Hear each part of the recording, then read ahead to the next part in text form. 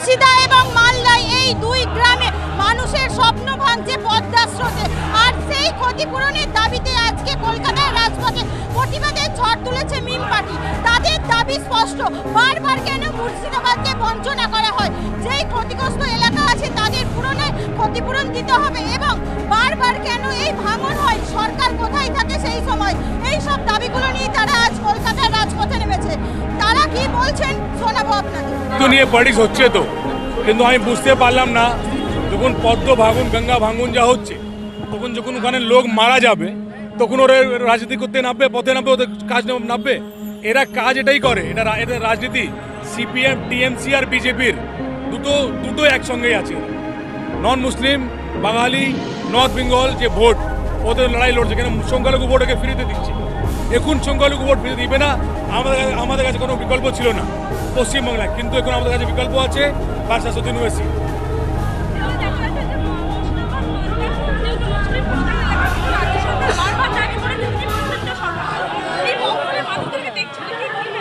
দেখুন ম্যাডাম, আমি একটা কথা বলবো, রাজ্য সরকার যে দাবি করছে মুসলমানের সঙ্গে আছে, আমি বলি আপনি নিজে বলুন।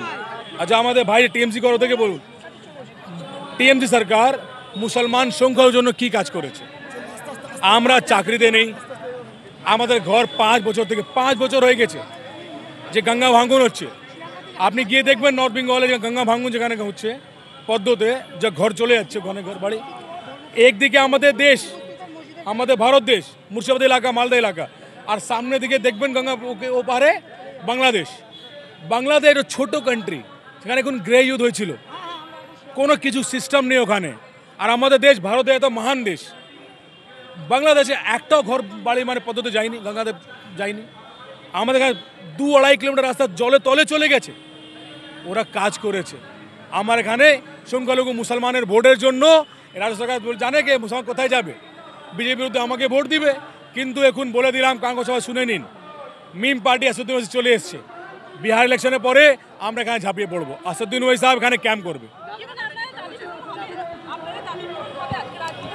দেখুন, আমরা প্রজাতন্ত্রে আছি, আমরা এটা কনস্টিটিউশন বডি, পলিটিক্যাল পার্টি, আমরা আমার দেশ সংবিধানে চলে। আমরা এই নিয়ে আমরা আন্দোলন পিসফুল প্রোটেস্ট করছি যে আপনারা আমার দাবি, ওখানে যে লোক বাস করে নর্থ বেঙ্গল যে ফ্লাড হয়েছে। দেখুন, আমরা পদ্ম ভাঙন নিয়ে এসেছি, আমরা ওদের সঙ্গে আছি। আর যার আছে ঠিক আছে, কিন্তু আমরা আজকে যে পথে নেমেছি, আমরা আজ একটাই কথা চাই, রাজ্য সরকার এক চোখে কানে দেয়, আর কিছু নেই। এরপরে দেখুন স্যার, আপনি বলবেন আমরা বি টিম, তা 2-3 দিন আগে আজম খান বলেছে कि আমি জানি আসাদুদ্দিন ওয়াইসি বি টিম নেই। আসাদুদ্দিন কোনদিন মিটিং হয়নি, ওদের কোনদিন মিটিং আসাদুদ্দিন ওয়াইসি হয়নি। আর বি টিম বলবেন, তাহলে গোয়াতে গিয়ে কে ইলেকশন লড়েছে? গোয়াতে কে ইলেকশন লড়েছে? ত্রিপুরাতে কে জিতেছে? বিজেপিকে সুবিধা করেছে কে? তো এরা টিএমসি, সিপিএম, কংগ্রেস, সমাজবাদী, আম আদমি পার্টি সবাই বি টিম। কেন এরা সংখ্যালঘু ভোট নিয়ে কিছু কাজ করে না, শুধু হিন্দু ভোটের জন্য লড়াই লড়ছে? এখন আসাদুদ্দিন ওয়াইসি এসছে, আমরা সংখ্যালঘুর জন্য কাজ করবো, দলিতদের জন্য, সবার জন্য কাজ করবো। একদমই আমরা দেখুন, আমাদের লড়াই ইলেকশন লড়া, আমরা জনগণের কাছে যাব, জনগণ আমাদের সমর্থন করবে, নিশ্চয়ই আমরা জিতব। সেই পদ্মার ভাঙন রুখতে, পদ্মার ভাঙনে অনেক গ্রামবাসী জলতলায় চলে গেছে, অনেক জমি জায়গা, ঘর বাড়ি সব ওই পদ্মা ভাঙনে সব তলিয়ে গেছে। আমাদের এটাই দাবি মাননীয় মুখ্যমন্ত্রীর কাছে, এই ব্যাপারটা আপনি কিছু দেখুন। আপনি তো অযথা অনেক মন্দির করছেন, পুজো প্যান্ডেলে অনেক টাকা দিচ্ছেন, দয়া করে ওইসব এদিকেও একটু দেখবেন। এই বিপর্যস্ত পদ্মার ভাঙনের দ্বারা প্রভাবিত যে সমস্ত মানুষ আজকে ঘর হারাচ্ছে, দেখুন আপনারা চিন্তা করুন যে চিরজীবনের জমা পুঁজি থেকে একটা স্বপ্নের বাসস্থান তৈরি করছে, যাতে মাথা বাঁচানোর জন্য, মাথা লুকানোর জন্য একটু বাসস্থান তৈরি করছে, সেগুলো দিনের পর দিন ভেঙে যাচ্ছে। বছরের পর এই ভাঙন চলতেই থাকছে, কিন্তু কারো কোনো ভ্রুক্ষেপ নেই। যে সমস্ত মানুষের কথা কেউ শুনতে পায় না, যে সমস্ত মানুষের দুঃখ যন্ত্রণা কেউ দেখতে পায় না, তাদের পাশে সর্বভারতীয় মজলিসে ইত্তেহাদুল মুসলিমিন দাঁড়ায়। যথারীতি আজকেও আমরা পদ্মার ভাঙন রোধের দাবি নিয়ে এই কলকাতার রাজপথ আমরা মিছিল করছি, আমাদের এই আন্দোলন চলতে থাকবে। না করে তাহলে আগামী 2026 সালে যেমন প্রতিমা বিসর্জন করা হয়, ঠিক আমরা আমাদের রাজ্য সরকার টিএমসি চোর ডাকাত গুন্ডা পার্টিকে আমরা বিসর্জন দিয়ে দিব। নারে তাকবীর, নারে তাকবীর, এই আম পার্টি, এই আম পার্টি, এই আম পার্টি।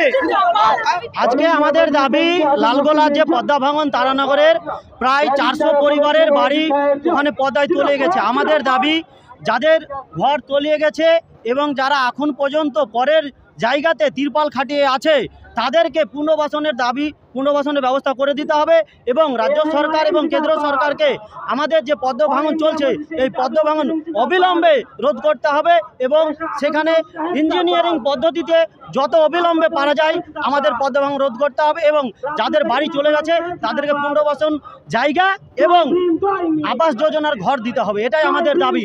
এই দাবি যদি সরকার না মানে আমাদের আজকের চাইতে আরও বড় বৃহত্তম আমাদের প্রতিবাদ চলবে। আমরা রাস্তায় নামবো, আমরা তারানগরবাসীকে নিয়েই নামবো। আমরা সর্বসময় তারানগরবাসীর পক্ষে আছি।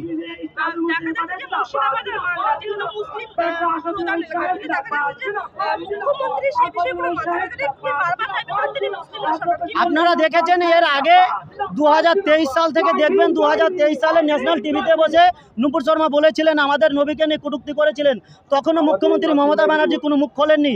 তিনি বলেছিলেন যে দিল্লি গিয়ে আন্দোলন করো এবং এই 2024 সালে আপনারা দেখবেন যে ওয়াকফ বিল, এই ওয়াকফ বিলের বিষয়ে তিনি বলেছিলেন আন্দোলন করার প্রয়োজন হলে আপনারা দিল্লি গিয়ে করুন। মুখ্যমন্ত্রী আমাদেরকে নিয়ে কোনো কথা বলবেন না, তিনি শুধু ভোটের সময় মুসলিম দরদি দেখান। আসলে তিনি মুসলিম দরদি না, মুসলিমদের ভোটগুলোই তার প্রয়োজন, এটা আমরা বুঝে গেছি। তাই আমরা আজকের এই কলকাতার মাটি থেকে মুখ্যমন্ত্রী মমতা ব্যানার্জিকে মেসেজ দিতে চাই, এবারের ভোটটাও আপনি দিল্লি গিয়ে চাইবেন। অবশ্যই আমাদের দাবি পূর্ণ হবে, পূর্ণ করতে হবে। আমরা আমাদের নিজের দাবি নিয়ে আসিনি, আমরা জনগণের দাবি নিয়ে এসেছি।